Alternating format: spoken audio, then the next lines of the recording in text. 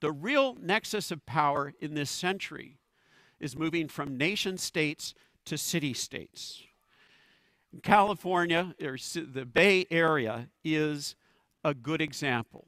City states, both de facto, de jure, legally recognized city states with seats at the United Nations like Singapore, and also de facto city states, powerful regions, are the new basic unit of governance in the 21st century. They are, to this century, what the nation state was to the last.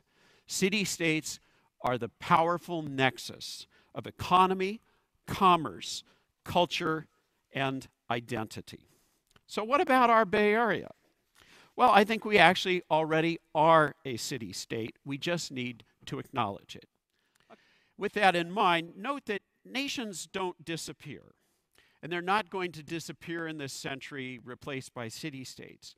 But now regions and city-states in particular will hold the power. We're a city-state, we should act like it. We need to go a step further and say it's time to start thinking about boundary drops between counties. Why should you only be thinking about mergers between cities in the same county? And of course, we need to merge cities. We have too many cities in the Bay Area. We talk about the Bay Area as 9 counties. I think that's too small. It turns out that city-states derive their power from the hinterlands they're associated with. Hong Kong's power comes from being at the bottom of the Pearl River Delta. Singapore is at the mouth of the Straits of Malacca.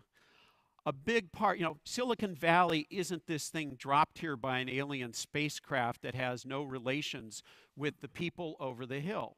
They're very much part of our economy. Look at this map. Why don't we include Santa Cruz as part of the Bay Area?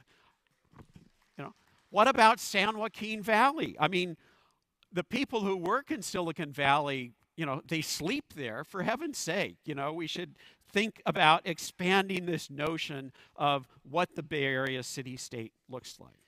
This image is a reminder that in a world where we shift from nation-state to city-state and power shifts going on, the border simply does not want to exist.